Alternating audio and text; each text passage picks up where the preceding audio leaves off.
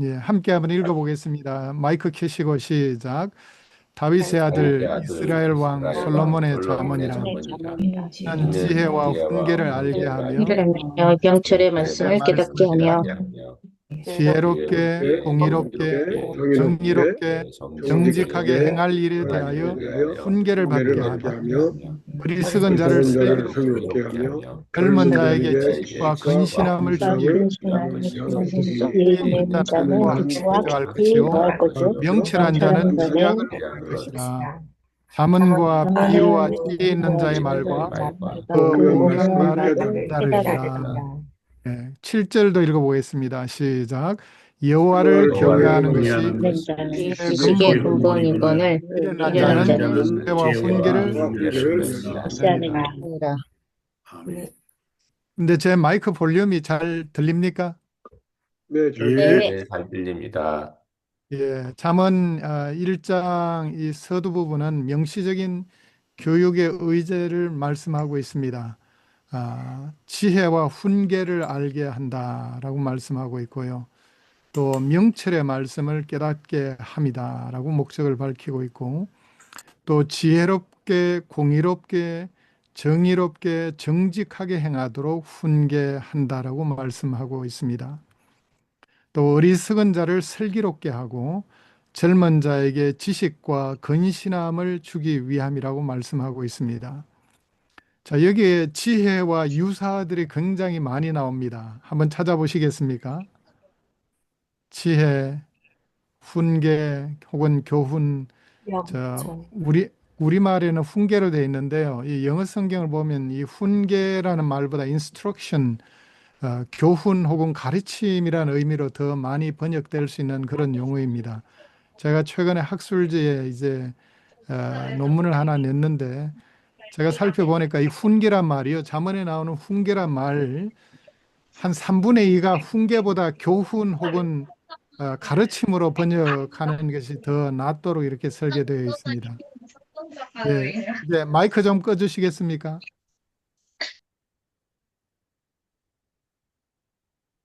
예, 그래서 이 훈계란 말은 아무튼 여러분 영어 성경을 꼭 참고해 보시기 바랍니다. 아니면 새 번역이나 공동 번역을 보시면 다르게 번역된 것을 발견하게 될 것입니다. 자, 명철도 지혜의 유사이고요. 유사은 명철의 말씀을 깨닫게 하며. 자, 명철은요, 영어 성경을 보면 아주 쉽게 이해할 수 있습니다. understanding이라고 주로 번역을 합니다. 이 말은 이해력을 의미하는 것입니다. 그래서 이해력도 지혜의 중요한 요소지요.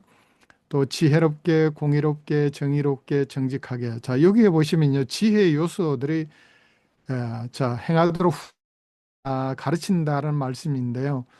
자, 여기에 나오는 요소들을 보면 지혜 안에 이 도덕적인 요소들이 굉장히 많이 포함된 것을 알 수 있습니다. 공의, 정의, 정직하게. 그래서 지혜자는 굉장히 윤리적이고 도덕적인 삶을 살도록 또 잠언은 가르치고 있습니다. 우리가 윤리와 도덕으로 구원받느냐, 믿음으로 구원받지. 그 말씀 맞는 말씀이에요. 그런데 우리가 잠언이 가르치는 이 도덕과 윤리, 특별히 구약에서 가르치는 도덕과 윤리는 신약에서 가르치는 이 구원론하고 연관지어서 그렇게 설명하면 곤란할 수가 있습니다. 구약의 의의 대표적인 개념이 윤리적이고 도덕적인 삶을 의미하는 것입니다. 그래서 우리가 이 구원론과 이 도덕적인 삶을 이 대조해가지고 그렇게 설명할 때 우리가 조심해야 됩니다. 성경대로 우리가 믿고 살게 되면 우리는 윤리적이고 도덕적인 삶을 살게 되어 있습니다. 이게 제자도의 핵심이잖아요. 윤리적이고 도덕적인 삶. 자, 그래서 이게 구원론을 강조하기 위해서 성경이 강조하는 윤리적인 삶, 도덕적인 삶을 깎아먹으면서 강조하는 그 가르침은 잘못된 강조점이 있다는 것을 알아야 됩니다.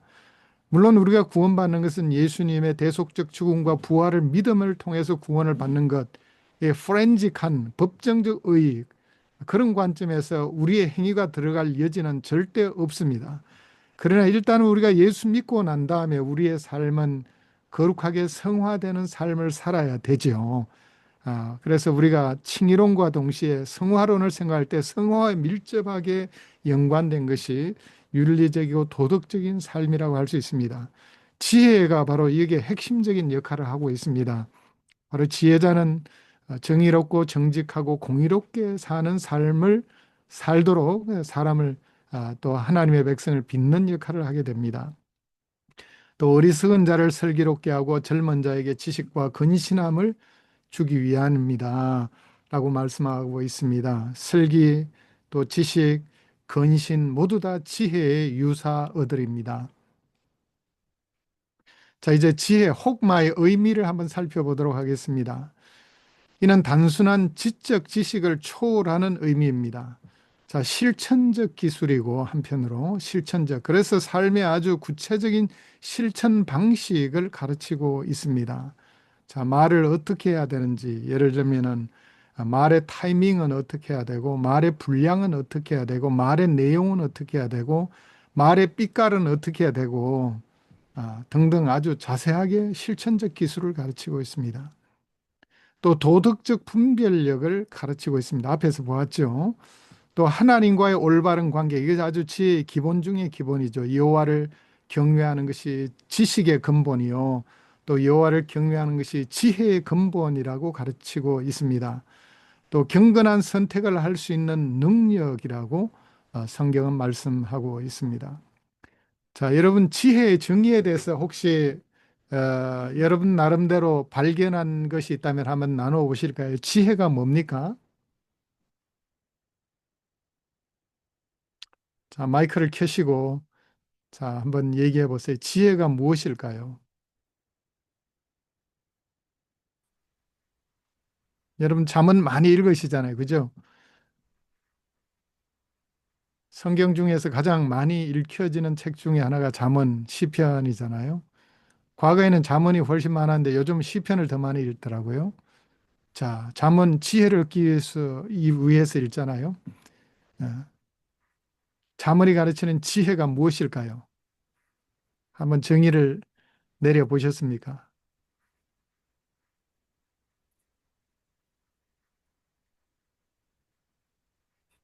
어떠한 삶에 맞닥뜨려질 때, 어, 네, 나타나는, 순간 나타나는 것이라고 저는 알고 있거든요. 예, 삶의 지식으로 배워지는 것도 아니고, 누구한테 네, 들은 게 아니라, 무슨 네, 일이 갑자기 딱 생겼을 때, 순간 발현되는 거라고 저는 알고 예, 있습니다. 순간 발현되는 거, 예, 좋습니다. 혹시 다른 분은 또 어떤 의견을 갖고 계세요? 우리 강민주 전도사님이세요? 아니면 목사님이세요? 선교사님이세요? 전도사입니다. 네, 전도사님. 혹시 다른 분 의견이 있으시면 얘기해 보세요. 자, 이게 중요합니다. 왜냐하면은 어, 지혜가 뭐야? 이렇게 질문을 하잖아요, 누가.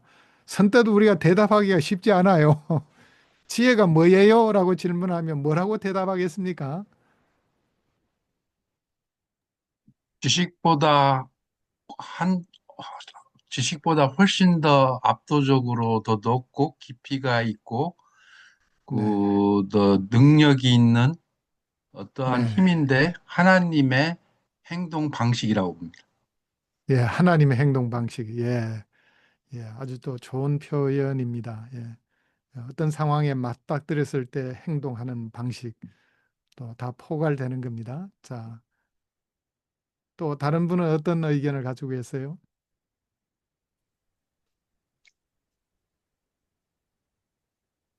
알고 깨닫는 것을 실천하는 것이 지혜입니다. 예, 알고 깨닫는 것을 실천하는 것. 예, 실천적인 지혜. 예.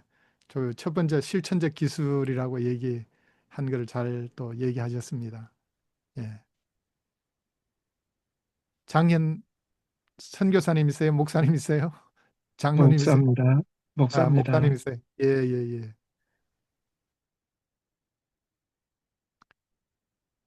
또 다른 정의를 좀 찾아보셨습니까?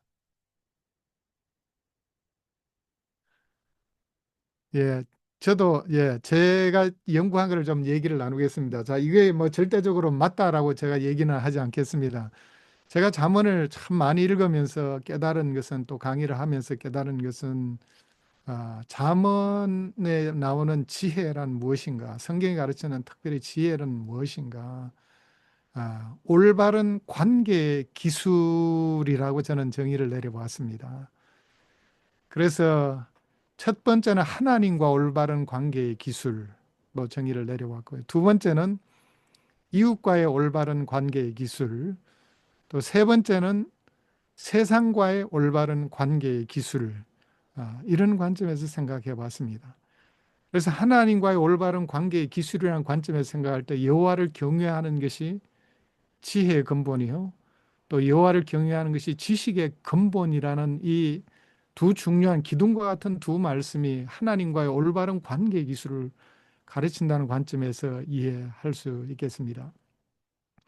또 이웃과의 올바른 관계 기술을 생각할 때 잠언의 많은 말씀들, 특별히 말에 대한 말씀이요, 109절이나 나옵니다. 자, 말은 특별히 무엇에 중요합니까? 이웃과의 올바른 관계에 있어서 너무나 중요한 것이 말이잖아요. 또 겸손과 교만, 이런 것도 이웃과 관계에 너무나 중요하고요. 의와 악, 의롭게 살아야 되고 악하게 살아서는 안 된다. 이것도 역시 이웃과의 올바른 관계를 위해서 중요한 것이고요. 그래서 잠언의 수많은, 어떤 의미에서는 이웃과의 관계의 기술이 잠언의 대부분이라고 해도 과언이 아니에요.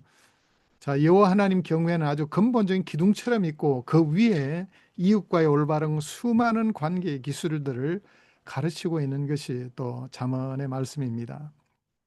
또 세상과의 올바른 관계의 기술도 또 잠언이 가르치고 있죠.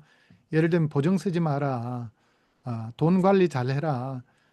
제가 미국에 있을 때 어떤 장로님 한 분이 미국으로 이민 오셨는데, 오셔서 장로님 되셨죠. 이분이 한국에서 보증을 썼다가, 회사 보증을 썼다가 본인 집도 다 날리고, 또 가족까지 연대 보증을 썼다가 가족 재산까지 다 날리고 빈털털이 돼가지고 미국에 오신 분이 계세요. 그분이 잠언을 아셨더라 하면은 얼마나 좋았을까.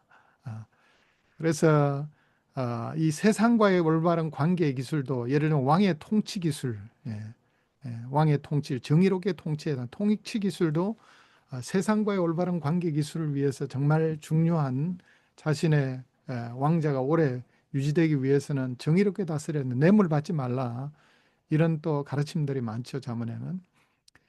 그래서 이 지혜를 포괄적으로 설명하자면 올바른 관계 기술인데, 하나님과 올바른 관계 기술, 이웃과의 올바른 관계 기술, 세상과의 올바른 관계 기술로 우리가 정의해 볼 수 있겠습니다. 자, 이제 지혜의 시작점, 출발점을 보겠습니다.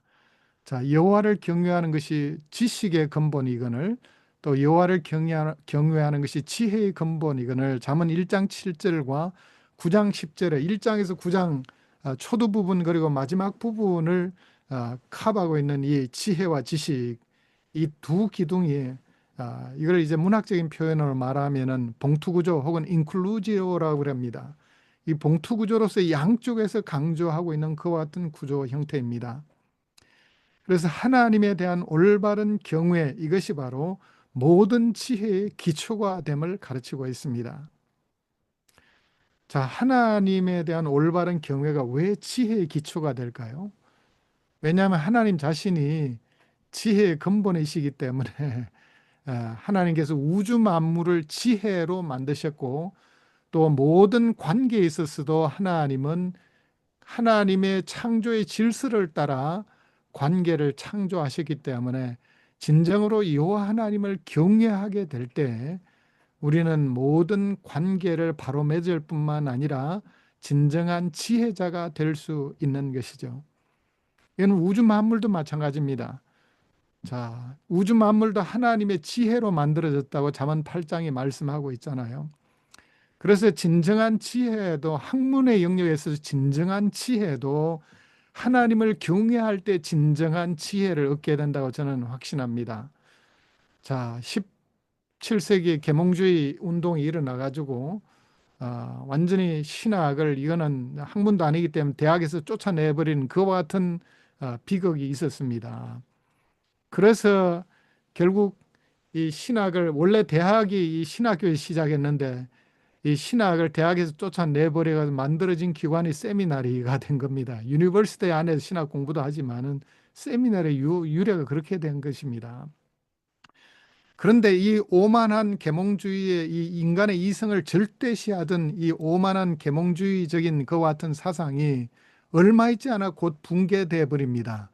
그 이후에 과학 철학이 등장하면서 이 과학적인 주장 자체가 자신들의 절대적인 진리, 자신들의 절대적인 진리를 자신들의 방법이 절대적인 진리를 알고 있다고 주장했던 이 계몽주의 사상이 얼마나 어리석은지 드러나게 됩니다. 과학의 역사만 봐도 그렇습니다. 자, 17세기에 이 계몽주의가 발흥했을 때 예를 들면 뉴턴 역학 같은 경우에 최고의 물리학적인 방법으로 여겨졌습니다. 거의 한 200년 동안 주도적인 역할을 했죠. 그런데 아인슈타인의 상대성 원리가 나오면서 뉴턴 역학은 세부적인 면에서 안 맞는 것이 있다는 것이 드러나게 되었습니다. 그래서 빛도 굽어간다는 사실을 아인슈타인이 발견하게 되었고 또 양자 역학이 나오면서 뉴턴 역학은 이제 형편없이 꾸겨지게 되었죠. 그래서 아인슈타인의 상대성 원리가 나오면서 뉴턴 역학을 무너뜨렸어요. 절대적인 진리를 알았던 뉴턴 역학이 형편없이 무너지게 된 것입니다. 근데 아인슈타인의 상대성 원리가 나온 이후에 벌써 70년대, 80년대 이후부터 아인슈타인의 원리도 맞지 않는 것이 있다. 그래서 슈퍼스트링이라는 촉근 이론이라는 것이 나왔습니다. 이 촉근 이론은 8차원, 12차원, 16차원 등 차원이 엄청나게 높은 이런 이론들이 등장해가지고 아인슈타인의 이론도 맞지 않는 것이 있어 더 나은 이론으로 보강해 가고 있습니다.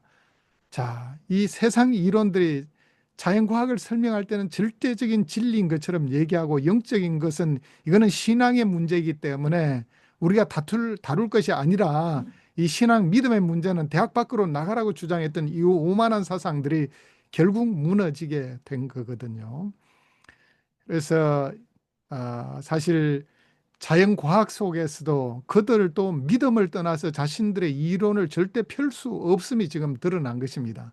믿음의 영역은 신앙의 영역에 있는 것만 알았는데 여러분 세상 이론 가운데 믿음이 없는 게 뭐가 있습니까? 진화론 믿음이죠. 진화했다고 믿는 것입니다. 진화론이 사실입니까? 연력학 제2법칙과 정반대로 가는 것이 진화론입니다. 만약 진화론이 사실이라면 지금도 수많은 화석적인 증거들이 나타나야 될 것입니다. 근데 진화론은 하나의 인간이 믿고 있을 뿐이지 그게 절대적인 진리가 아니잖아요. 그런데 생물학이나 의학이나 모든 이론의 배경에는 진화론이 다 들어가 있습니다. 믿음의 체계에 그들의 사상이 세워진 것입니다. 그래서 이 과학 이론 자체도 하나의 모델에 기초한 것이다라고 주장한 것이 바로 토마스 쿤의 패러다임 시프트라는 그와 같은 새로운 이론이잖아요. 그래서 정말 물질 세계를 만드신 분 하나님만이 진짜 우주 만물의 창조자시요 모든 질서를 아시는 분이기 때문에 진짜 여호와 하나님을 경외하게 될 때 진정한 과학 이론에 도달할 수도 있고 그뿐만 아니라 신학적인 이론도 마찬가지로 진정으로 여호와 하나님을 경외하게 될 때 진정한 신앙적 그리고 신학적인 지식에 도달할 수 있게 된다고 믿는 것입니다. 자율적 인간의 이성이 아닌 계시에 대한 복종, 이것이 바로 여호와 경외에 대한 핵심적인 가르침입니다. 인간 자기 나름대로 인간의 이성을 절대시하는 것 같은 이론들은 다 깨어지고 하나님의 계시, 하나님께서 우주 만물을 창조하셨고 지혜를 그 모든 피조물 속에 넣어서 만드셨다는 이 절대적인 믿음, 계시에 대한 복종, 이것이 바로 진정한 지혜에 이르는 길임을 성경은 가르치고 있습니다. 자, 여호와를 경외하는 것이 지혜의 근본. 이 근본이라는 말의 이 원문의 뜻은요, 이게 시작점, 영어 성경은 주로 beginning of knowledge 혹은 beginning of wisdom 이렇게 되어 있습니다. 시작으로 되어 있는데요. 이 시작은 우리는 근본으로 파운데이션처럼 보이잖아요. 근데 이 시작은 어떤 시작이냐? 브루스 우키는 이렇게 설명했습니다. 이것은 마치 건물을 지을 때 기초를 놓고 그 위로 올라가는 그 시작점이다 라고 설명을 했습니다. 그게 정말 적절한 표현입니다. 자, 그래서 이 근본이란 말은 기초일 뿐만 아니라 시작일 뿐만 아니라 모든 것의 기초가 된다는 것을 의미합니다. 그래서 근본이라는 이 말도 틀린 번역이 아닙니다. 아주 적절한 번역이라고 생각합니다. 자, 이제 잠언의 주요 주제들을 살펴보겠습니다. 자, 가장 자주 등장하는 주제는 지혜와 어리석음에 대한 주제입니다. 자, 그래서 어떤 삶이 지혜로운 삶이고 어떤 삶이 어리석은 삶인지 가르치고 있습니다. 저 의인의 길은 지혜로운 삶이요 악인의 길은 어리석은 삶이라고 가르치고 있습니다. 그래서 지혜와 어리석음을 대비함으로써 우리의 삶의 방향을 설정해 주고 있습니다. 결국 우리로 하여금 지혜자는 번영의 길로 가게 되고 어리석은 자는 파멸의 길에 이르게 된다는 것을 잠언은 가르치고 있습니다. 첫 번째 중요한 주제는 지혜와 어리석음, 두 번째 중요한 주제는 의인과 악인에 대한 대비입니다. 자, 의인과 악인은 근본적인 선택의 결과를 보여주고 있습니다. 자, 그래서 성품과 그 결과 사이의 연결 관계를 보여주고 있습니다. 잠언이 굉장히 앞부분에 우리가 1장 앞부분에서 보았다시피 정직하고 정의롭고 의롭고 공의로운 것 같은 성품과 연결시키고 있는데 이 정의롭고 공의롭고 의로운 이와 같은 성품들은 반드시 의인이라는 결과를 만들어내지만 반대의 성품은 악인의 결과를 만들어낸다라는 이와 같은 연결 관계를 또한 보여주고 있습니다. 그래서 의인과 악인을 대비하는 것, 또 창조 질서에 대한 가르침, 특별히 잠언 8장에 나오는데요. 자, 하나님의 설계를 반영하고 있습니다. 창조 질서 속에. 자, 요거는 잠언 8장을 다룰 때 더 자세히 다루겠습니다. 결국 지혜로운 삶이란 어떤 삶이냐? 하나님의 창조 질서를 따라 사는 삶이 지혜로운 삶이 될 수 있겠습니다. 또 잠언에 나오는 포괄적인 영역, 다양한 주제들을 또한 다루고 있습니다. 말, 관계, 일, 또 부, 성, 가정, 공동체 등 다양한 관계를 다루고 있습니다. 이 자세한 주제들은 이제 뒤에 별도로 다루기 때문에 일단 이 정도로 말씀드리겠습니다. 자, 벤누인이라는 유명한 잠언학자는 잠언은 단순한 실용적 조언이 아니라 일상생활에서 언약적 신실함의 실행이다. 결국 우리의 일상에서 하나님의 주권을 인정하고 겸손한 삶, 의로운 삶으로 인도한다라고 말씀하고 있습니다.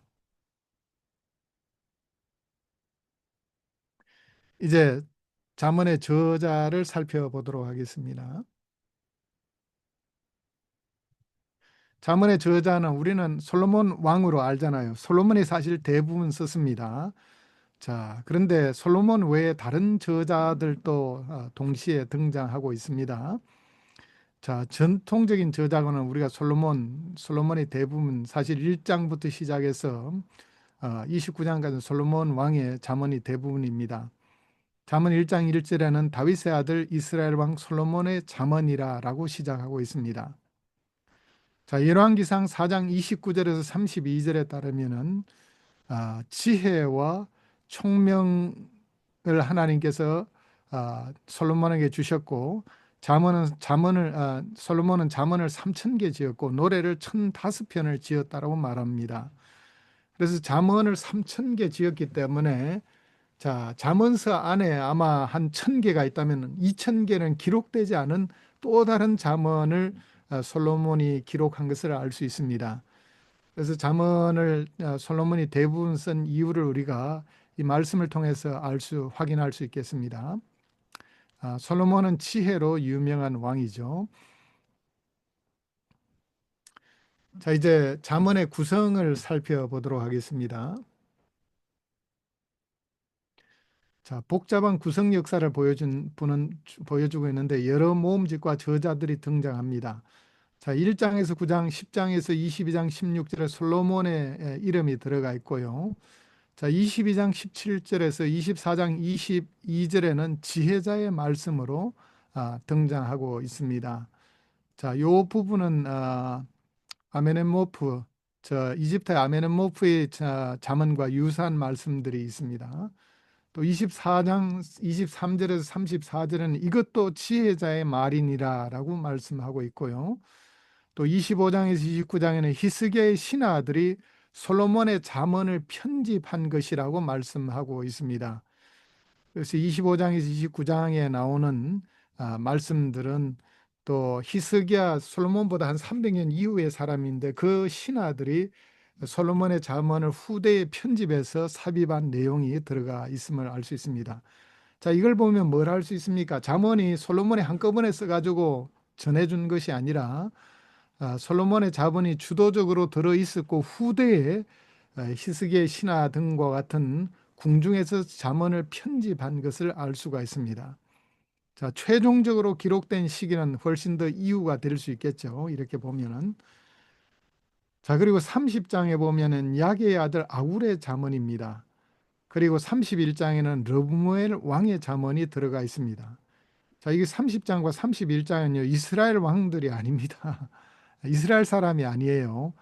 그래서 여기서 보면은 이제 잠언이 국제적인 성격이 있구나 하는 것을 우리가 또 확인할 수 있겠습니다. 자, 편집 과정을 보시면은 히스기야 시대 편집, 기원전 715년에서 686년 사이에 이제 히스기야가 통치를 했는데 솔로몬 사망 이후 약 250년 이후입니다. 자, 그리고 지혜 전통의 의도적인 보존. 자, 이걸 보면은 솔로몬의 잠언을 이때까지 후대가 보존하고 있었음을 우리가 알 수 있습니다. 또 히스기야는 요시아와 함께 종교 개혁을 일으킨 대표적인 왕이죠. 그래서 종교 개혁과 함께 문학적인 번영의 시기였음을 우리는 또 알 수 있습니다. 그래서 히스기야가 솔로몬의 잠언을 모아서 이렇게 편집해서 잠언서를 완성할 수 있도록 도와주고 있습니다. 그래서 이렇게 보면은 편집 과정을 보게 되면 솔로몬이 핵심적으로 잠언을 쓰는데 기여를 했고 그 다음에 그 이후에 자료도 추가되었음을 우리는 확인할 수 있겠습니다. 자, 그 다음에 이집트 지혜 문학과의 관계를 보겠습니다. 자, 아메네모페의 가르침, 기원전 1100년경에 쓰여진 이집트 문헌인데, 지혜 문헌인데, 자, 잠언 22장 17절에서 24장 22절과 유사점이 있습니다. 내용도 유사하고 표현도 비슷한 것이 많이 등장하고 있습니다. 자, 이것은 뭘 의미하느냐? 잠언은 공통된 고대 근동의 지혜 유산을 공유하고 있는 부분이 있다는 것을 브루스 워키라는 이 유명한 복음주의 신학자가 이를 밝히고 있습니다.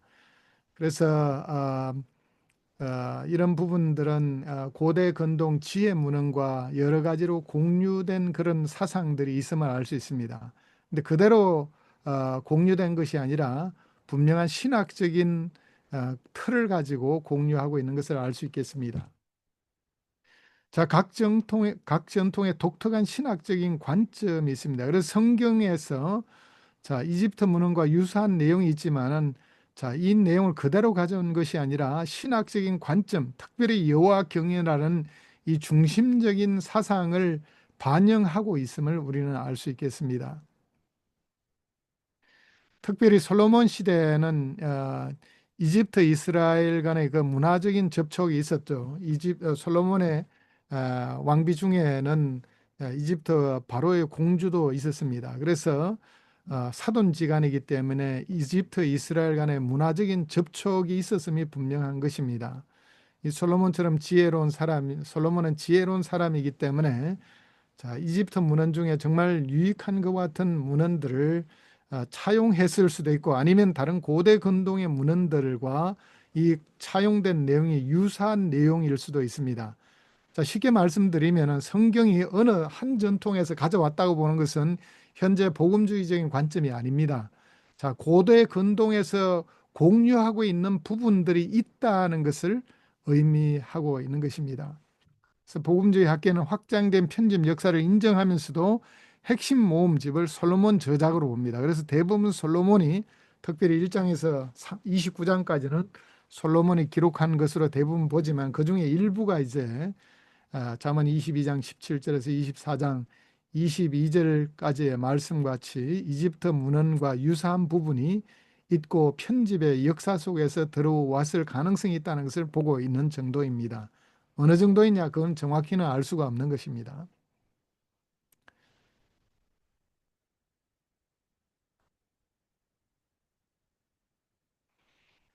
자, 이제 구조를 보겠습니다. 7개 주요 모음집으로 구성되어 있는데요.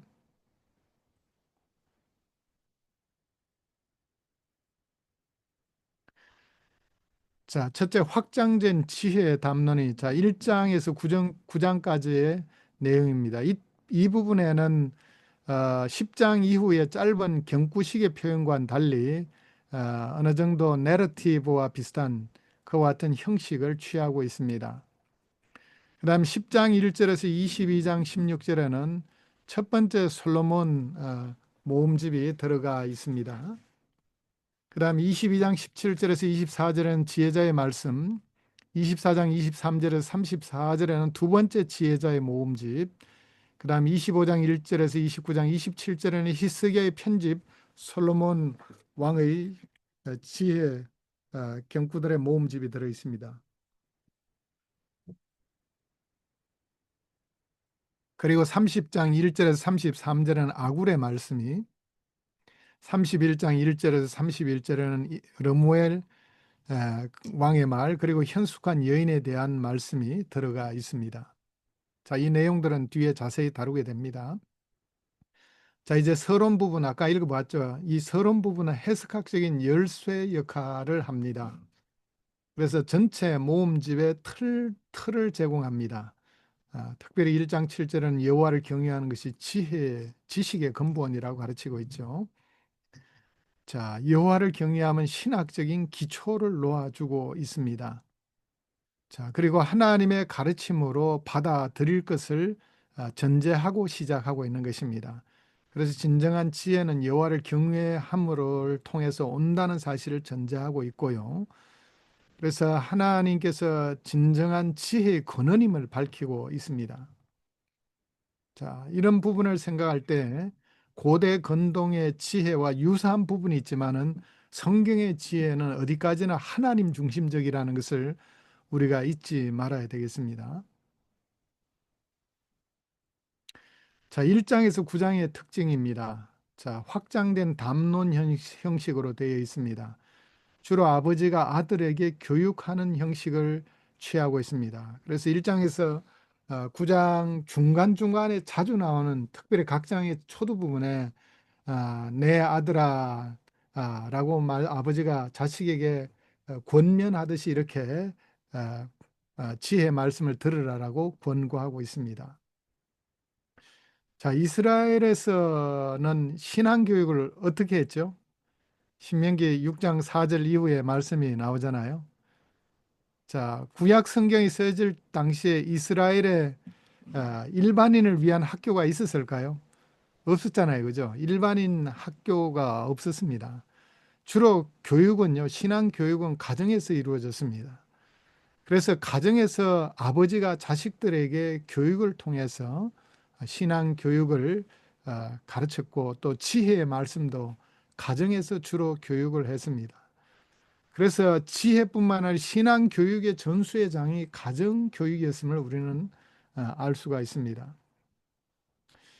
또 이 부분에는 의인화된 지혜의 여인이 여러 곳에 등장하고 있습니다. 그래서 지혜를 주로 현숙한 지혜로운 여인으로 의인화해서 표현하는 곳이 많고요. 또 어리석음도 의인화된 어리석은 여인의 모습으로 등장합니다. 주로 간음하는 여인의 모습으로 등장하고 있습니다. 자, 그래서 이 지혜 여인과 어리석음이란 여인이 길을 지나가는 젊은 남성을 유혹하고 있습니다. 남성의 충성을 빼앗고 있습니다. 그래서 지혜 여인의 말을 들을 것인가, 어리석음이라는 여인, 간음하는 여인의 말을 들을 것인가, 이 도덕적 드라마를 전개하고 있다라고 얘기하고 있습니다. 자, 특별히 잠언 9장에 보면요, 이 지혜 여인과 어리석음이란 여인이 각각 성중의 가장 높은 곳에 위치하고 있습니다. 자, 성중의 가장 높은 곳에 위치하고 있다는 것은 뭘 의미하느냐? 고대 근동에서의 성중의 가장 높은 곳은 신들의 거처를 의미합니다. 자, 예루살렘의 가장 높은 곳 다윗성에 여호와의 성전이 있었죠.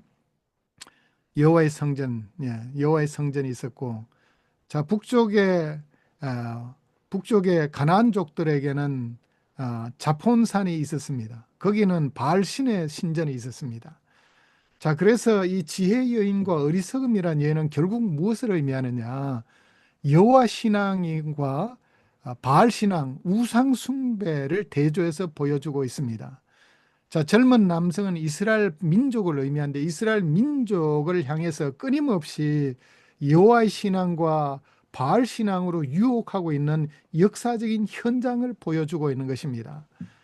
그래서 정말 이 지혜 여인의 말씀을 순종하느냐, 이것은 여호와 신앙을 향한 움직임이고, 또 어리석음이라는 여인, 가늠하는 여인에게 끌려가는 것은 바로 우상 숭배로 끌려가는 것을 의미하는 것입니다. 그래서 이스라엘의 역사는 보면은 결국 지혜 여인인 여호와의 말씀을 거부하고 우상으로 쫓아가게 되어서 멸망당하게 되었잖아요. 자, 이런 관점에서 우리가 특별히 잠언 10장 이후부터 마지막 장까지 우리가 이해할 필요가 있습니다. 그래서 단순히 지혜와 어리석음이 그냥 우리의 도덕적 삶에서 지혜와 어리석음 수준이 아니라 우리의 삶을 여호와 신앙으로 이끄느냐 아니면 우상 숭배하는 삶으로 이끄느냐 근본적인 차원의 영적인 차원을 보여주고 있는 것입니다. 그래서 우리가 어떤 삶을 사느냐, 이것을 이 지혜와 어리석음의 대비를 통해 어떤 삶을 살아야 되는지 이 지혜와 어리석음의 대비를 통해서 보여주고 있습니다. 그래서 잠언 1장에서 9장은 신학적인 서론 역할을 합니다. 이 신학적이란 말은 결국 우리의 신앙과 결국 밀접하게 연관되어 있다는 것을 보여주고 있습니다. 아까 말씀드린 대로 잠언 1장 7절 말씀과 9장 10절 말씀이 여호와를 경외하는 것이 지식의 근본, 지혜의 근본으로 시작과 마지막 부분을 시작하고 끝맺음으로써 결국 지혜자는 여호와를 경외하는 삶을 살아야 된다는 것을 보여주고 있는 것입니다. 자, 9장의 극적인 대조, 두 여인의 초대. 자, 지혜 여인은 집을 짓고 잔치를 준비하고 자, 이해를 제공하겠다, 지혜를 제공하겠다라고 얘기를 합니다. 반면에 우매 여인은 훔친 물이 그리고 은밀한 떡이 더 맛있다라고 얘기를 합니다. 그녀는 죽음으로 인도한다라고 말씀하고 있습니다. 자, 지혜 여인과 우매 여인을 대조하면서 자, 여기는 중립성이 불가능함을 가르치고 있습니다. 자, 결국 젊은이를 이 지혜 여인과 우매 여인이 유혹을 하고 있는데 어느 쪽을 충성할 것인가? 지혜 여인을 따를 것인가? 우매 여인을 따를 것인가? 이 충성의 선택의 기로에 있습니다. 자, 우리가 지혜를 선택한다는 것은 지혜 여인을 선택하는 것은 여호와 경외를 선택하는 것이요. 우매 여인을 선택하는 것은 우상 숭배를 선택하는 것과 같은 것입니다. 나는 교인인데 우상 숭배 가능한가? 마음의 우상이 충분히 가능한 것입니다. 우리의 마음속에 여호와 하나님을 뒷전에 두고 하나님보다 다른 무엇을 더 사랑한다면은 그것은 바로 우매 여인을 쫓아가는 것입니다. 진정한 신앙의 사람은 오직 여호와 하나님을 전인적으로 사랑하는 사람이 되어야 될 것입니다. 하나님을 사랑하되 마음과 목숨과 뜻을 다해 사랑하는 삶. 그것이 바로 언약적인 삶이요. 그것이 진정한 지혜자의 삶이 되는 것입니다.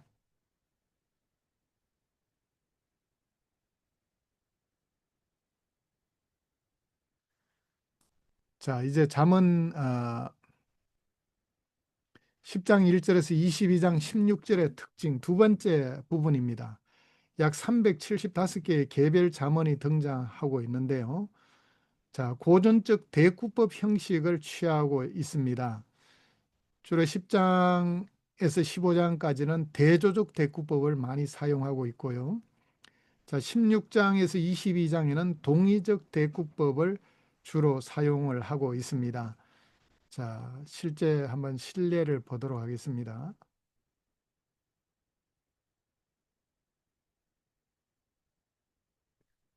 자, 1절부터 5절까지 한번 읽어볼까요? 시작. 마이크 켜시고 한번 읽어보겠습니다. 시작.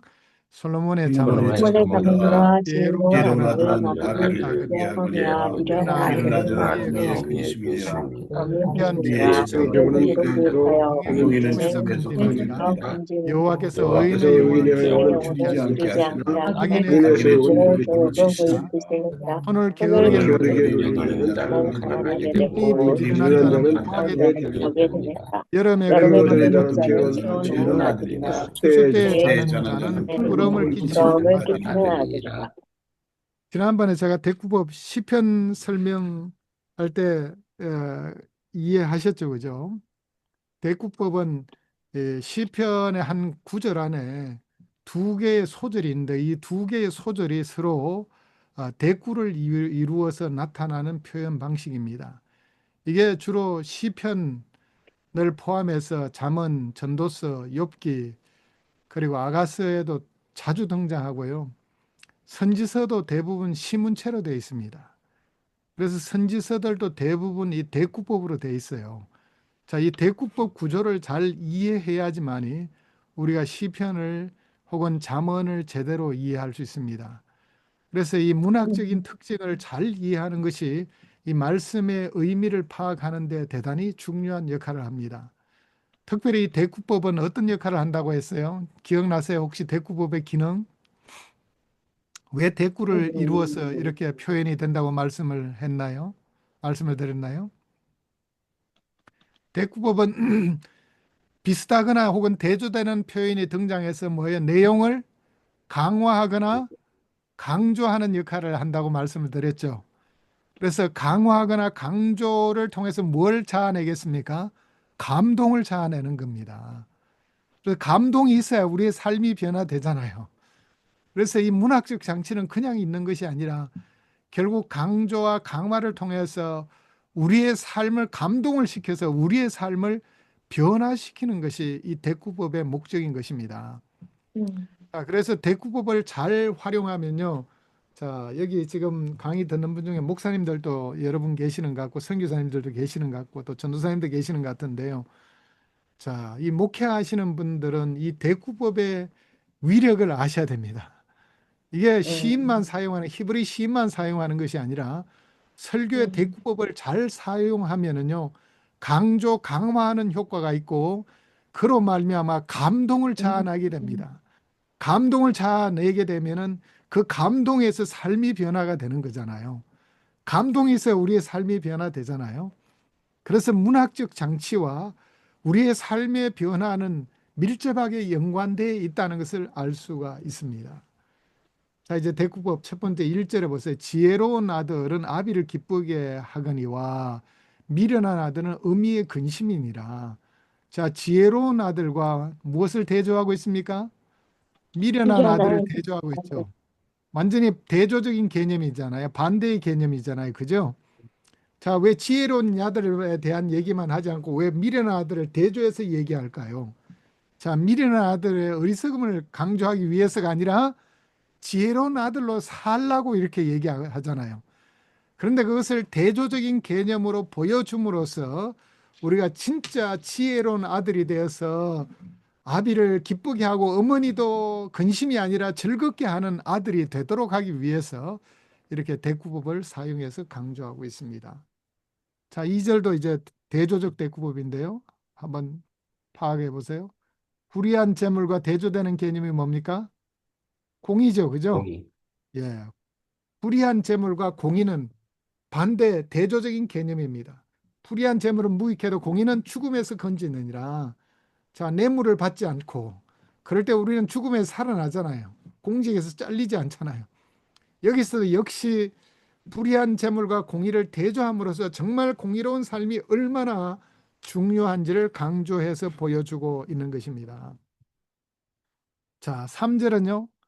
여호와께서 의인의 영혼은 줄이지 않게 하시나 반대 개념이 뭡니까? 악인의 소욕이죠. 그죠? 의인과 악인이 대조가 되고 의인의 영혼과 악인의 소욕을 대조해서 보여주고 있습니다. 의인의 영혼은 여호와 하나님께 줄이지 않게 하시지만 악인의 소욕은 물리치시느니라. 결국 의인의 삶을 살아야 된다. 그래야지 줄이지 않게 된다는 것을 강조하고 있습니다. 자, 손을 게으르게 놀리는 자, 무엇이 대조되고 있습니까? 손이 부지런한 자와 대조를 이루고 있죠. 그래서 게으름과 겉면을 대조해 보여주고 있습니다. 결국 이렇게 대조를 통해서 게으른 삶이 아니라 부지런하게 살게 될 때 부를 누리게 되고 정말 삶의 풍요를 즐기게 된다는 것을 가르쳐 주고 있습니다. 자, 부하게 되느니라. 자, 잠언에는 이 부에 대해서 결코 부정적으로만 얘기하고 있지 않아요. 재물의 위험성도 있지만 건전하게 획득한 부에 대해서는 굉장히 칭송을 하고 있는 것이 잠언의 가르침입니다. 그래서 부에 대해서 부정적인 생각, 신약의 복음서처럼 생각해서는 안 됩니다. 물론 신약에서 복음서에 가르치는 내용도 잘못된 부에 대한 그런 비판이지 건전한 부에 대한 비판은 아니라고 저는 생각합니다. 자, 여름에 거두는 자는 지혜로운 아들이나 추수 때 자는 자는 부끄러움을 끼치는 아들이나 여름에 거두는 자와 그리고 추수 때 자는 자를 대조해서 보여주고 있습니다. 예.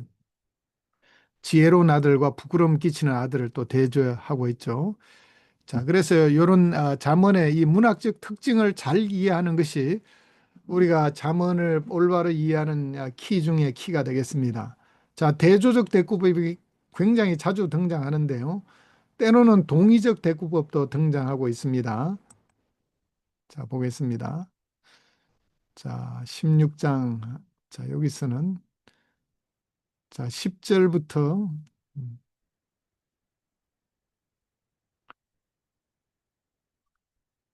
자, 10절부터 11절, 13절 한번 읽어보겠습니다. 시작. 공평한 저울과 접시 저울은 여호와의 것이요 여호와의 것이요 주머니 속의 주머니 저울추도 저울추도 다 다 그가 그의 지으신 지으신 것이니라. 것이니라. 악을 행하는 것은 왕들이 미워할 바니 이는 그 보좌가 보좌가 공의로 공의로 말미암아 말미암아 크게 크게 섬이니라. 섬이니라. 의로운 의로운 입술은 의로운 왕들이 왕들이 기뻐하는 입술은 것이요 왕들이 것이요 기뻐하는 것. 정직하게 말하는 자는 정직하게 그들의 말하는 사랑을 자는 사랑을 입느니라. 그들의 입느니라. 사랑을 입느니라. 예. 자, 12절은요, 대조적 대꾸법이죠. 앞에와 같이 악을 행하는 것과 그 다음에 공의. 이거는 대조적 대꾸법 여기도 등장합니다. 자, 16장 이후에 모두 동의적 대꾸법만 나오는 것이 아니라 중간에 이렇게 대조적 대꾸법도 나옵니다. 근데 11절 공평한 저울과 접시 저울과 그리고 주머니 속의 저울추 뭡니까? 비슷한 개념이죠. 여기서는요. 그죠? 모두 다 도량형으로 사용되는 비슷한 개념이 사용되고 있습니다. 이렇게 비슷한 개념이 나오는 것을 동의적 대꾸법이라고 합니다. 그래서 공평한 저울과 접시 저울은 여호와의 것이요 주머니 속의 저울추도 다 그가 지으신 것이니라. 그래서 여호와 하나님께서 이 모든 도량형을 감시 감독하고 계신다는 것을 동의적 대꾸법을 통해서 비슷한 말을 통해서 보여주고 있습니다. 자, 그래서 공평한 저울과 접시 그리고 주머니 속의 저울추도 이것이 비슷한 말이지만은 자, 쿠걸이라는 학자는 이렇게 동의적 대꾸법이 비슷한 말을 반복하지만 이는 단순한 반복이 아니라 이 반복을 통해서 강조 강화한다. 뒤에 것이 더 강조 강화되는 경우가 많다라고 얘기하는 것입니다. 그래서 전체적으로 더 강조 강화하는 효과가 있다. 그래서 이 전체 구절 11절은 이 동의적 대꾸법을 통해서 정말 공정한 도량형을 사용하는 것이 여호와 하나님 앞에 얼마나 지혜로운 삶이고 중요한 삶인지를 보여주고 있는 것입니다. 자, 그 다음에 13절을 보겠습니다. 의로운 입술은 왕들이 기뻐하는 것이요 또 정직하게 말하는 자. 의로운 입술과 정직하게 말하는 것은 뭐예요? 대조예요? 동의예요? 공의. 비슷하죠, 그죠? 예. 자, 여기서도 동의적 대꾸법이라 합니다. 비슷한 개념이 사용되었을 때 의로운 입술, 정직하게 말하는 것은 비슷한 개념이기 때문에 동의적 대꾸법이라 합니다. 자, 왕들이 기뻐하는 것이요 그들의 사랑을 입는 왕들의 사랑을 입느니라. 왕이 기뻐하고 사랑을 입느니라. 역시 비슷한 말로 보완이 되고 있습니다. 그래서 역시 의로운 입술, 정직하게 말하는 이 모든 것은 결국 우리가 정말 정의롭게 의로운 말, 정직한 말들은 결국 통치자의 사랑을 잊게 되고 기뻐하시는 바가 된다는 것을 강조하고 있는 것입니다. 자, 이렇게 16장 이후부터는 동의적 대구법이 주로 사용이 되는데, 그렇다고 대조적 대구법이 완전히 없어진 건 아닙니다. 자, 대조적 대구법도 중간중간 끼어서 나오는 겁니다. 그래서 말씀을 분석할 때, 이것이 동의적 대구법인가, 이것이 대조적 대구법인가, 또 뒤에 보면 여러 가지 다른 유형의 대구법도 나옵니다. 또 어떤 경우에는 점층적 대구법이 있습니다. 세 개 이상 비슷한 표현들이 반복해서 나타날 때 우리는 점층적 대구법이라고 합니다. 자, 그래서 잠언 10장에서 22장 16절에는 자, 이렇게 대구법을 주로 사용함으로써 대조된 개념들 혹은 비슷한 개념들을 반복해서 사용함으로써 잠언의 말씀을 강조, 강화해서 가르치고 있는 것을 보게 됩니다. 자, 다양한 생활 상황에서의 가르침을 제공하는데 결국 교육적 목적이 있음을 보여주고 있습니다. 그리고 백과사전적인 범위, 다양한 주제들을 다양하게 다루고 있습니다. 자, 결론 부분에는 이제 현숙한 여인에 대한 얘기가 나오는데, 나머지 중간 부분은 아까 여러 가지 얘기했기 때문에 생략하겠습니다. 현숙한 여인에 대한 이 시는 히브리어 알파벳으로 된 시입니다. 자, 그래서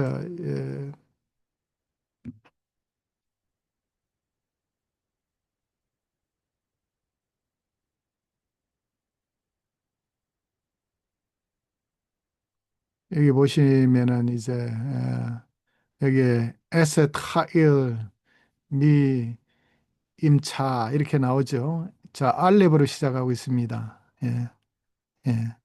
현숙한 여인. 예, 이 문자적인 의미는 강한 여인이라는 뜻입니다. 에셋 하일.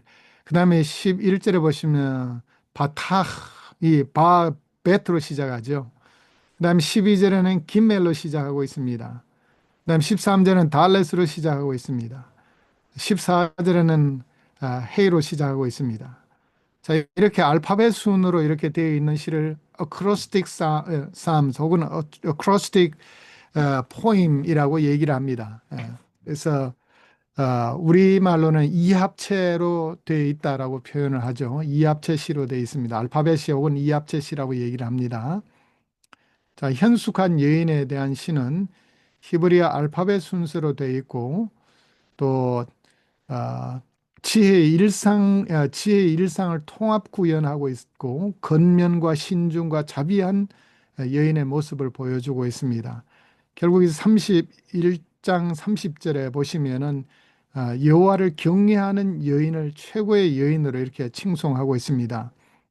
자, 이 에셋 하일이라는 이 히브리어는 강한 혹은 탁월한 여인이란 문자적인 의미인데 우리말 성경에는 주로 개역 개정에는 현숙한 여인으로 나오죠. 자, 롱맨 교수는 인간 형태로 구현된 지혜다라고 이렇게 신학적으로 해석을 하고 있습니다.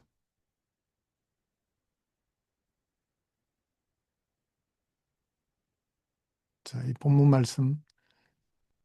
자, 10절부터 이건 제가 뭐 시간이 없기 때문에 안 읽겠습니다. 여러분 한번 잘 많이 읽으신 말씀이니까 한번 읽어 보시기를 바랍니다.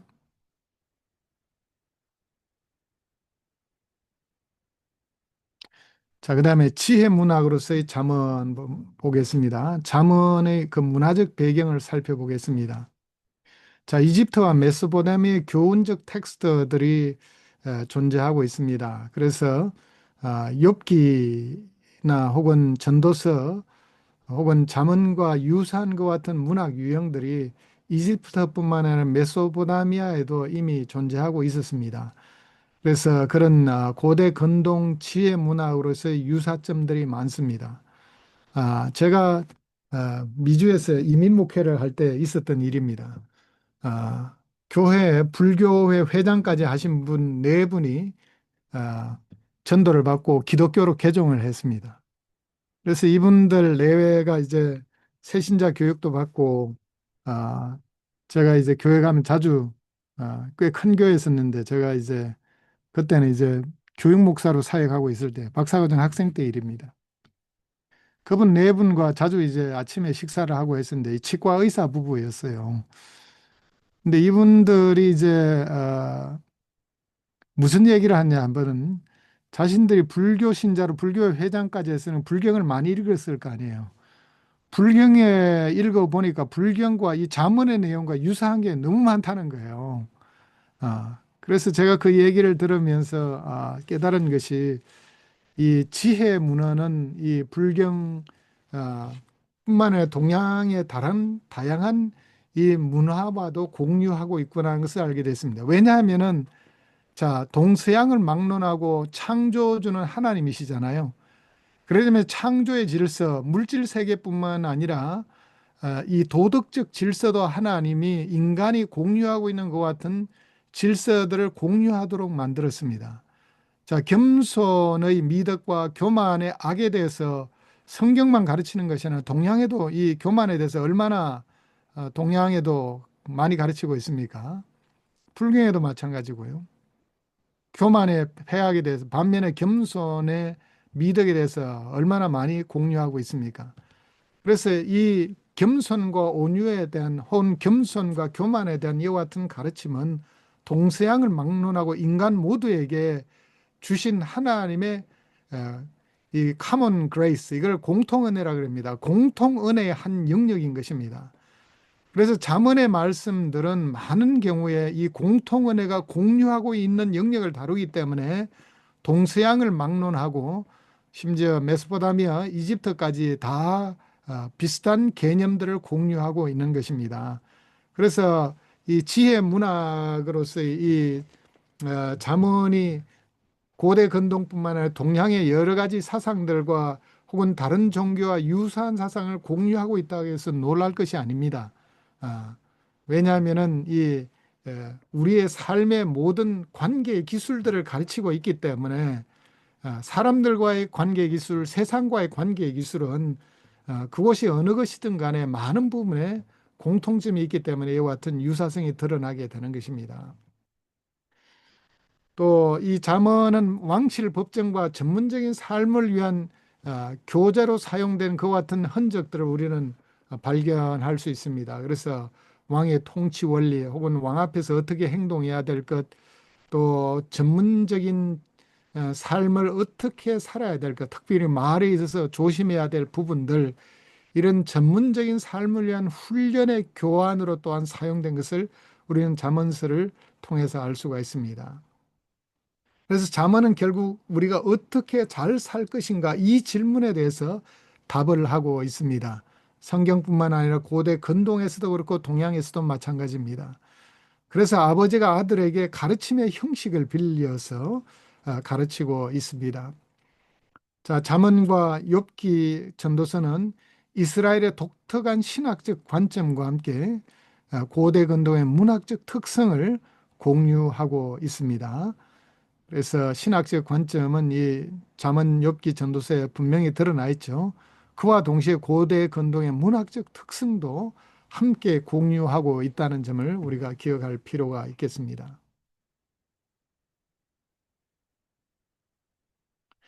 자, 잠언의 지혜 문학의 특징을 보겠습니다.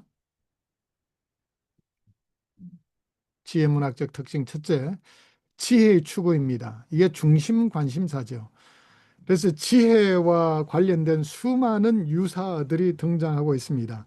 그래서 지혜, 지식, 명철, 분별력, 판단력, 신중함, 지략, 혹은 모략, 옛날 성경 모략으로 한 지략 등등 지혜와 유사한 수많은 그와 같은 표현들이 등장하고 있습니다. 또 문학적인 형식은 이 마샬이라는 문학 형식을 취하고 있는데, 자, 비유적인 언어를 사용하고 있습니다. 문학 형식은. 그래서 경구 같은 것도 들어가고요.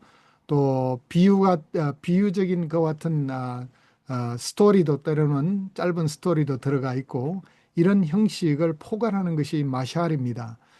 이 마샬이란 말이 신약 성경의 파라볼레로 비유로 번역이 되어 있기 때문에 신약의 비유에는 여러 가지 스토리도 등장하지만 이 짧은 경구 형식의 그 같은 표현들도 나옵니다.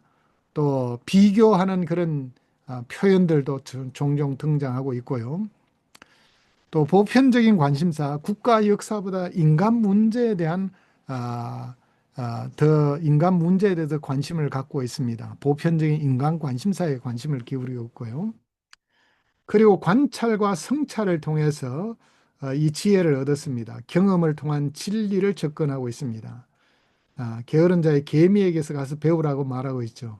개미가 부지런히 일하는 그 모습을 관찰하고 성찰한 다음에 그 개미의 겉면을 통해서 게으른 자에게 교훈을 하고 있는 것입니다. 그래서 잠언의 많은 말씀들이 관찰과 성찰을 통해서 오게 됐다는 것을 가르치고 있고요. 또 실용적인 가르침을 제공하고 있습니다. 예배에 대한 내용보다, 이 제의는 예배와 관련된 것입니다. 예배에 대한 내용보다 일상생활에 관련된 내용을 주로 가르치고 있습니다. 그래서 말을 할 때는 칼로 찌르듯이 함부로 말하지 말라. 예, 예. 유순한 대답은 분노를 삭힌다. 말을 할 때는 유순한 말을 사용해라. 때에 맞는 말은 언쟁반의 금사가다. 적절한 타이밍에 맞는 말이 얼마나 중요하냐. 자, 그래서 실용적인 가르침들을 주로 제공하고 있는 것이 잠언의 또한 문학적인 특징이 되겠습니다.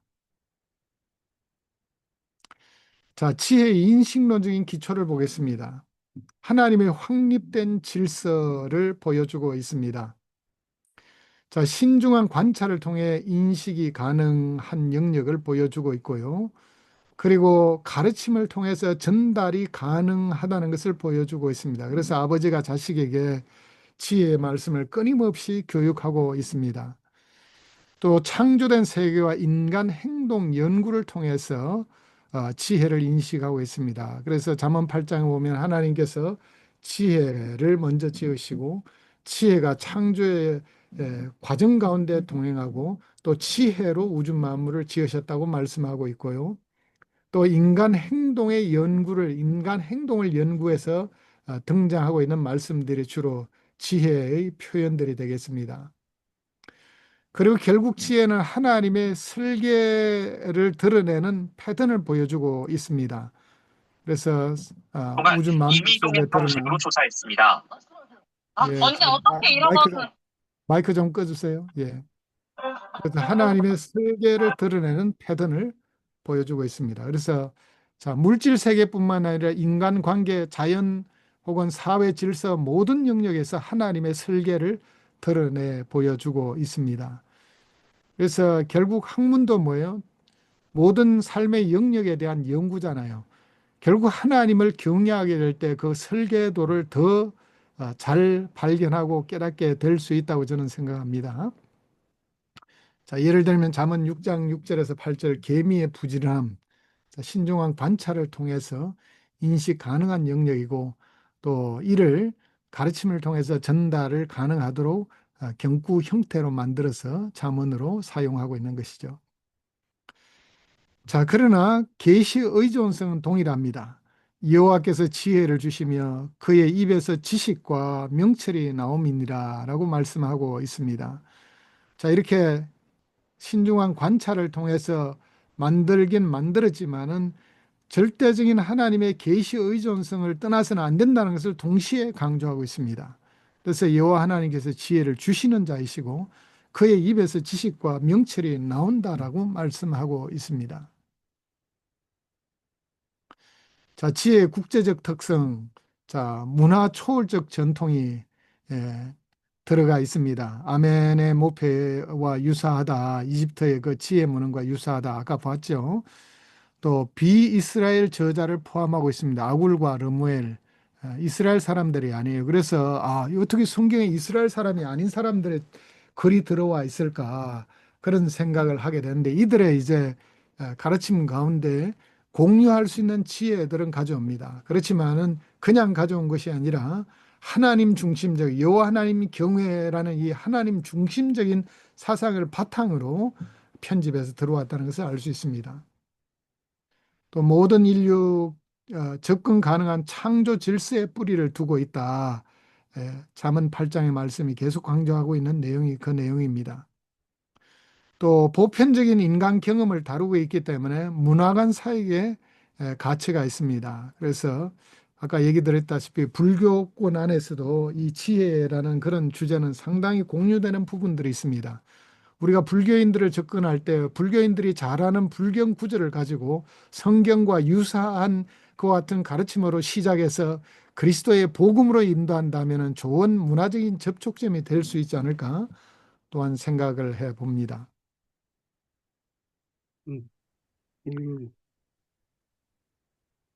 자, 성경적 지혜의 독특성. 자, 여호와 경외는 지혜의 기초가 된다라고 잠언 1장 7절, 9장 10절은 말씀하고 있습니다. 자, 이 말씀 우리 함께 다시 읽어볼까요? 자, 10절 말씀 함께 읽어보겠습니다. 마이크 켜시고 시작. 여호와를 여호와를 경외하는 경외하는 것이 것이 지혜의 근본이요 거룩하신 거룩하신 자를 자를 아는 것은 아는 것이 경찰입니다. 경찰임이라. 예. 자, 이집트, 메소포타미아 이 경건은요 주로 여러 덕목 중에 하나로 여겨집니다. 그런데 이스라엘은 여호와 경외가 필수적인 기초적인 요소, 파운데이션으로 비기닝 시작점으로 등장하고 있습니다. 그래서 이집트와 메소포타미아와는 근본적으로 다른 그와 같은 지혜 구조를 우리가 알 수 있겠습니다.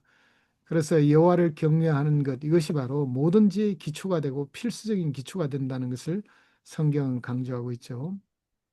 저 언약 관계의 렌즈를 통해 삶의 실질적인 관심을 가집니다.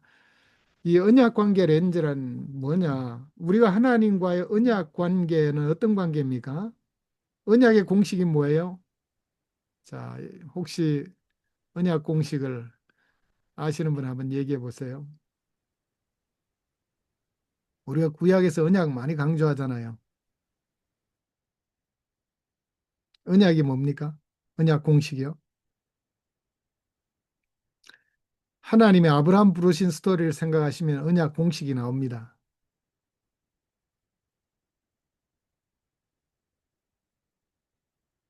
우리는 하나님과의 언약 관계다. 이 언약 관계가 어떤 건지 알아야 되잖아요.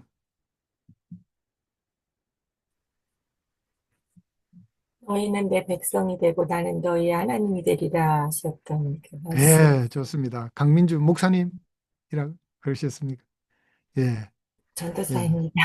전도사님. 예, 예, 바로 그겁니다. 나는 내 백성이고 나는 내 하나님이 되고 너희는 내 백성이 되리라. 자주 나오잖아요. 그죠? 성경에 선지서들 자주 나오고. 나는 내 하나님이 되고 너희는 내 백성이 되리라. 이게 언약 관계입니다. 우리는 하나님의 백성이다. 그리고 이 언약 관계는 반드시 우리가 언약 백성으로서 하나님의 이 법에 순종해야 되잖아요. 하나님의 말씀에. 그래서 잠언에 있는 많은 말씀들이 하나님의 법에 순종하도록 짜여져 있습니다. 특별히 1장에서 9장 사이에 보면 수많은 간음에 대해서 경고하고 있는 말씀이 많잖아요. 간음에 대해서. 이건 간음은 이 하나님과의 관계를 깨뜨리는 것이죠. 특별히 우상숭배는 하나님과의 영적인 관음을 범하는 것이라고 선지서는 끊임없이 가르치잖아요. 그래서 하나님과의 올바른 언약 관계를 갖는다는 것은 하나님의 뜻에 전폭적으로 순종하는 것을 의미하는데 잠언의 많은 말씀들이 하나님과의 올바른 언약 관계를 유지할 수 있는 실질적인 것 같은 내용들을 가르치고 있습니다. 네. 그리고 잠언 앞부분에 보면 이 폭력에 대해서도 또 이 살인에 대해서도 얘기하잖아요. 살인하지 말라. 이것도 우리가 이 신약 시대에 사는 우리는 이 행위적인 살인도 무서운 것이지만은 우리의 마음속에 미워하는 것조차 성경은 금하고 있잖아요. 미워하는 것은 살인과 똑같다라고 요한일서는 말씀하고 있지 않습니까? 그래서 우리가 언약 관계 가운데 있을 때 정말 우리의 마음에서조차 미움을 멀리하고 마음을 정말 거룩하게 갖는 것까지 이 언약 관계 렌즈를 통해서 잠언을 볼 때 훨씬 우리가 이 잠언의 말씀을 실천하게 될 때 우리의 신앙에도 실질적인 도움이 된다는 것을 확인할 수 있겠습니다. 또 지혜는 사회적인 기능이 있습니다. 사회적인 기능. 가족교육, 내 아들아라고 라고 가르치고 있는데요. 가정 안에서의 지혜, 교육, 사회적인 기능, 또 왕실 법정에서의 또 지혜, 또 성전과 관련된 공식 지혜학교가 있었고요. 그래서 이런 기관들을 통해서 젊은 남성의 지도력을 훈련을 했고, 또 그래서 이렇게 훈련받은 사람들이 나중에 서기관 계층을 형성하게 되었습니다. 그래서 지도력, 말, 사회적 책임에 대한 관심이 자주 잠언에 등장한 이유가 바로 이 지혜의 사회적인 기능 때문인 것입니다.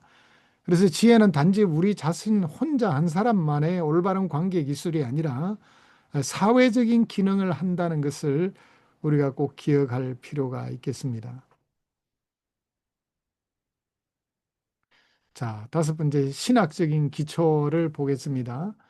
여호와 경외는 지혜의 근본이다. 이게 가장 중요한 신학적인 기초죠. 여호와를 경외하는 것이 지식의 근본이고 여호와를 경외하는 것이 지혜의 근본이라고 9장 10절을 말씀하고 있습니다. 자, 이 경건한 경외심은 하나님의 주권과 기준에 대한 복종을 의미하는 것입니다. 그래서 하나님께서 절대 주권을 가지고 계시고 하나님의 기준, 하나님의 말씀에 대한 절대적인 순종을 하겠습니다. 이게 경건한 경외심, 이것이 바로 지혜, 진정한 지혜자가 되는 기준이라고 말씀하고 있습니다. 자, 독립적인 이성이 아닌 하나님의 지혜에 의존하는 삶, 이것이 너무나 중요합니다.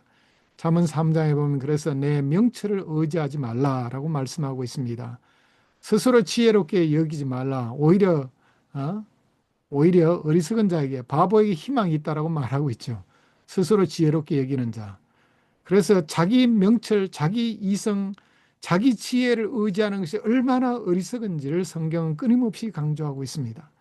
그래서 우리는 전폭적으로 하나님의 지혜를 의존해야 된다라고 가르치고 있죠.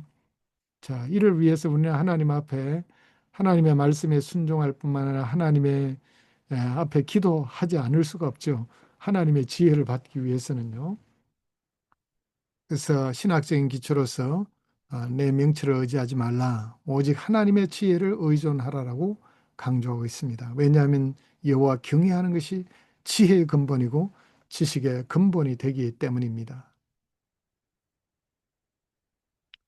자, 이제 하나님의 성품은요, 주권적, 인격적, 도덕적으로 완전한 모습으로 등장합니다.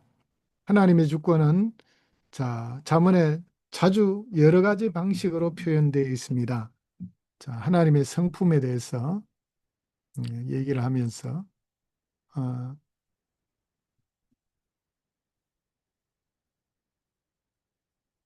왕의 마음이 여호와의 손에 있으면 마치 봇물과 같아서 그가 임의로 인도하시느니라.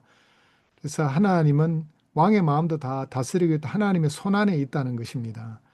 자, 이 왕의 마음에 따라서 옛날에는 얼마나 전쟁도 일어나고 수많은 사람이 죽기도 하고 요즘도 마찬가지죠. 예, 한 사람 왕의 대통령의 통치에 의해서 그냥 국가가 얼마나 흔들리기도 하고 바로 서기도 합니까? 그렇지만 이 왕의 마음을 쥐고 있는 분도 하나님이시다라고 말씀하고 있습니다. 주권. 그 다음에 모든 섭리 가운데 하나님께서 다스리고 계신다는 것을 보여주고 있습니다. 16장 33절에 제비는 사람이 뽑으나 모든 일을 작정하시는 이는 여호와시니라. 예, 그래서 제비를 뽑아서 요즘도 뭐 투표할 때, 교인 투표할 때 제비 뽑아서 하는 교회들이 있더라고요. 제비 뽑으면은 다른 말이 있을 수 없죠. 제비 뽑아서 결정이 되었는데. 그래서 이 하나님께서 섭리하시기 때문에 제비 뽑는 것도 정말 좋은 그런 직분 선택의 방법이 아닌가. 물론 요즘 와가지고 이제 이 제비 뽑는 것이 구약 시대에 해당되는 그런 섭리 방식이었고 신약 시대는 보혜사 성령님이 계시기 때문에 기도하고 하면 된다라고 이렇게 가르치는 분도 계십니다만은 자문의 말씀을 생각할 때 이것도 유효한 방법이 아닌가라고 저는 생각을 해봅니다. 또 친밀함, 21장 2절에 이는 주권적인 하나님의 마음, 하나님은 마음을 감찰하시는 하나님이시고 인간의 사안에 친밀하게 관여하시며 완벽한 분별력으로 인간 행동을 평가하시는 분으로 말씀하고 있습니다. 그래서 하나님은 절대 주권과 섭리를 주장하시지만 그렇지만 하나님은 우리의 마음속 깊숙이 살피시는 친밀함을 갖고 계신 하나님, 그리고 그에 따라 인간의 행동을 평가하시는 하나님이심을 보여주고 있습니다. 그래서 하나님의 성품은 도덕적 기준이 됩니다. 그래서 절대 윤리적인 기초가 바로 이 하나님의 성품입니다. 지혜란 무엇이냐? 결국 하나님의 성품을 본받아 가는 삶이 지혜로운 삶이 아니겠습니까? 자, 그 다음에 창조신학입니다. 지혜에 의해 설계된 우주에 대한 가르침, 잠언 8장 22절에서 30절의 말씀에 나옵니다. 자, 이 말씀은 중요한 말씀이기 때문에 한번 읽어보겠습니다.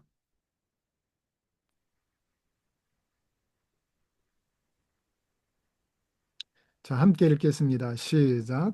여호와께서 여호와께서 그 그 좋아하시자 곧 좋아하시자 태초에 태초에 일하시기 전에 일하시기 전에 나를 나를 가지셨으며 가지셨으며 만세전부터 만세전부터 태초부터 땅이 땅이 생기기 생기기 전부터 내가 내가 세움을 세움을 받았나니 받았나니 아직 아직 바다가 바다가 생기지 생기지 아니하였고 아니하였고 샘들이 있기 전에 샘들이 내가 이미 내가 났으니 이미 났으니 산이 산이 세워지기 전에 세워지기 전에 내게 내게 생기기 전에 생기기 내가 전에 이미 내가 났으니 이미 났으니 하나님이 아직 하나님이 아직 하늘도 하늘도 세상 세상 진토의 진토의 근원도 짓지 아니하셨을 때 그가 하늘을 하늘을 지으시며 지으시며 해면을 두실 때 내가 거기 내가 있었고 거기 있었고 그가 위로 그가 위로 구름 하늘을 견고하게 하시고 바다의 바다의 힘을 힘을 하시며 바다의 바다의 한계를 정하여 우리 명령을 수 못하게 하시며 땅의 깊이를 정하여 정하실 때 내가 그 곁에 있어 날마다 형제가 되어 날마다 기뻐하신 바가 되었으며 되었으며 형제들 앞에서 하나님 기뻐하였으며 하였으며 왕이 거처할 자를 됐습니다. 기뻐하였으며 여기까지 됐습니다. 인자들을 기뻐하느니라.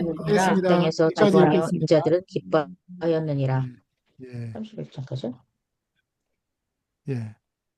자, 이 말씀 보면요. 창조 이전 지혜의 존재를 말씀하고 있습니다. 그래서 창조 이전에 하나님께서 지혜를 먼저 만들으셨다고 볼 수 있겠죠. 자, 여호와께서 나를 가지셨으며 창조하실 때 지혜를 가지고 창조하셨다고 말씀하고 있습니다. 내가 그 곁에 있었다라고 말씀합니다. 지혜가 그 하나님의 창조 역할 가운데 옆에 계셨고 또 하나님의 창조를 기뻐했다고 말씀하고 있습니다. 그래서 자, 도덕적 질서는 물리적 질서와 마찬가지로 창조 활동에서 지혜의 역할이 두드러짐을 여기에 보여주고 있습니다. 자, 물리적 질서, 도덕 질서 모두에 하나님의 지혜가 들어가서 역사한 것을 알 수 있습니다. 또 우주 구조와 인간 번역의 원칙을 연결하고 있습니다. 그래서 결국 우주 구조 속에 있는 이 지혜를 우리가 잘 이해하게 될 때, 그리고 그대로 실행하게 될 때 인간 번영의 길이 열린다는 것을 보여주고 있는 것입니다. 그래서 지혜에 따라 사는 것이 창조의 내재적 설계와 일치되는 삶이다 라고 말씀하고 있습니다. 그래서 우리가 잠언이 가르치는 수많은 가르침들, 겸손, 온유에 대한 것, 또 의, 불의에 대한 것, 지혜, 어리석음에 대한 말씀들, 말에 대한 말씀들, 이 모든 말씀들 잠언이 가르치는 대로 우리가 살게 될 때 결국 우리는 하나님의 창조 질서를 따라 살게 된다는 것을 의미하는 것입니다. 그래서 정말 우리가 이 지혜는 단지 우리가 생각하는 슬기로운 삶 그 정도가 아니라 정말 하나님의 창조 질서와 밀접하게 연관된 차원 높은 것임을 우리는 여기서 다시 이해할 수 있겠습니다. 자, 인간론에 대한 가르침입니다. 자, 하나님의 주권과 또 하나님의 섭리에 대한 강조점 못지않게 인간론에 대해서도 잠언은 분명하게 가르치고 있습니다. 인간을 도덕적으로 책임 있는 존재로 묘사하고 있습니다. 특별히 인간의 마음은 지성과 감성과 감정과 의지의 중심으로 표현되어 있습니다. 그리고 인간의 마음은 인간 행동의 원천인 것입니다. 그래서 인간의 마음, 우리의 마음을 잘 지키는 것이 너무나 중요합니다. 그래서 내 마음을 지키라라고 잠언은 강조하고 있습니다. 자, 이 중요한 말 4장 23절은 아주 중요한 말씀 모두 잘 외우는 말씀이죠. 함께 읽어보겠습니다. 시작. 모든 지나는 것 중에 또 또 내 내 마음을 마음을 지키라. 내 마음을 생명의 지키라. 근원이 위에서 남이니라. 남이니라. 그래서 인간론을 볼 때 우리의 마음을 잘 지키는 것이 진정으로 지혜자로 사는 지름길임을 가르쳐주고 있습니다. 그래서 성경은 인간의 주체성뿐만 아니라 하나님의 주권을 동시에 강조하고 있습니다. 자, 인간의 주체성과 하나님의 주권을 동시에 강조하면 이게 모순되는 게 아닌가 그런 생각을 하기 쉬운데 그런 뜻이 아니라 상호 보완적인 관계 속에서 역할을 감당하게 되는 것입니다. 자, 장로교는 하나님의 주권을 많이 강조하잖아요. 자, 그런데 알미니안들은 뭐예요? 인간의 책임을 많이 강조합니다. 근데 성경은 이 두 가지를 동시에 다 강조하고 있어요. 자, 그렇다고 해서 하나님이 50%, 인간이 50% 감당한다는 게 아닙니다. 자, 하나님 100%, 인간 100%입니다. 아시겠죠? 그럼 이 수리가 잘못된 게 아닌가 이런 생각하기 쉽잖아요. 자, 이 해결책이 뭘까요? 한번 생각해 보셨습니까?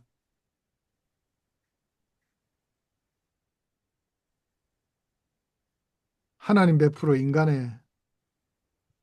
인간 100%다. 사실 논리적인 모순처럼 보이잖아요. 자, 우리가 행동하지만 우리 속에 100% 하나님이 역사하실 수 있는 방식이 있습니다. 누가 역사하실 때요? 성령님이 예, 내주하시 보혜사 성령님. 예. 그래서 보혜사 성령님이 우리 속에 들어오셔서 하나님의 일을 하게 될 때는 이게 하나님의 일이 곧 우리의 일이 되어서 하나님의 뜻을 완전하게 이루어 드릴 수 있죠. 그래서 성령 충만이 그래서 중요한 거죠. 그 성령 충만하기 위해서는 우리는 뭘 해야 됩니까? 기도할 수밖에 없는 거죠. 그래서 우리는 끊임없이 기도 가운데 성령 충만을 체험하고 성령 충만을 체험하게 될 때 우리는 하나님의 뜻을 온전히 이루어 드릴 수 있는 거죠. 우리 장로교의 약점 중에 하나가 이 성령론이 약해요. 그래서 이 성령론에 대해서 우리가 충분히 강조하고 성령의 충만함을 끊임없이 강조하는 것, 이건 너무나 중요한 것입니다. 자, 그래서 하나님의 주권과 인간의 주체성이 완벽한 조화를 이룰 수 있는 것은 바로 우리가 성령 충만할 때 완전한 조화를 이룰 수 있죠. 인간의 지혜는 하나님의 부여 능력의 청지기 직분일 뿐인 것입니다. 우리에게 주신 지혜는 하나님 부여 능력의 청지기 직분뿐이다. 왜냐하면 우리 속에 일하시는 분은 하나님이시기 때문에, 성령 하나님이시기 때문에 우리는 하나님의 청지기 직분으로서 감당해야 된다는 것을 알 수 있죠. 자, 이걸 내가 해소하게 되면 뭐예요? 하나님의 영광을 내가 가로채게 되는 교만한 행위죠.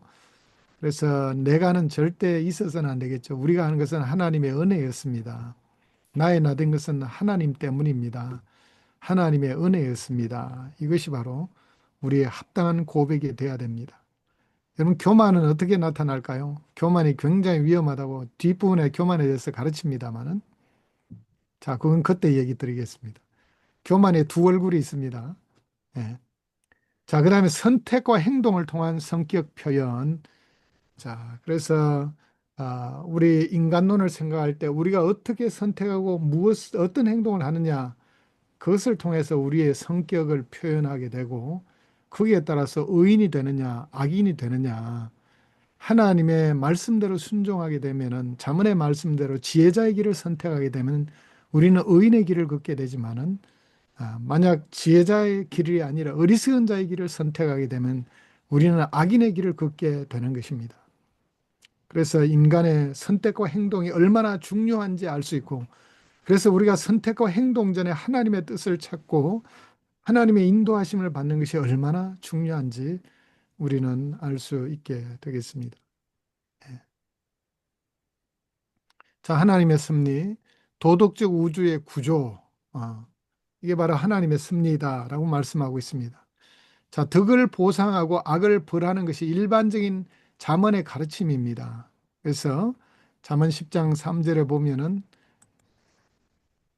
자, 함께 한번 읽어보겠습니다. 시작. 여호와께서 의인의 영혼은 줄이지 않게 하시나 줄이지 않게 하시니 악인의 악인의 소욕을 소욕을 물리치시느니라. 물리치시느니라. 하나님은 잠언의 일반적인 가르침은 의인은 축복을 주시고 악인은 벌을 주신다는 것이 일반적인 가르침입니다. 그래서 이 일반적인 가르침, 이걸 뭐라 그럽니까? 응보신학 그러죠. 덕을 보상하고 악을 벌하는 응보신학이 일반적인 잠언의 가르침입니다. 자, 그렇지만 언약적인 틀 내에서 작동한다는 것을 잊지 말아야 되고요.